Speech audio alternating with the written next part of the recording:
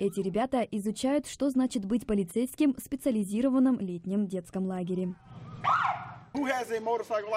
Программой руководят опытные сотрудники правоохранительных органов, которые рассказывают о своей работе. Тема сегодняшнего урока – работа мотоциклетной бригады.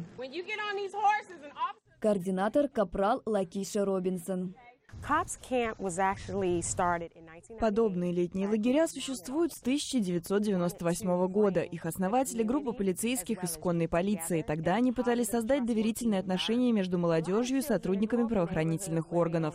У многих детей из неблагополучных районов негативное представление о полицейских. Они видят, что мы приезжаем уже тогда, когда что-то плохое уже случилось.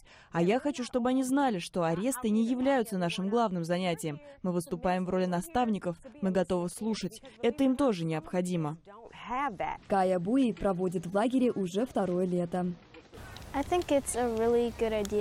Это хорошая идея. Здесь мы больше узнаем друг о друге и видим, что они делают. Мы понимаем, что работа полицейских — защищать нас, и они любят свою работу. Здесь можно понаблюдать, как учат полицейских лошадей, и даже на них покататься. Ребята также узнают о том, как проходит расследование на месте преступления и к чему может привести дружба с опасной компанией. Я провожу в лагере уже 3-е лето, и каждый раз мне все больше хочется стать полицейским.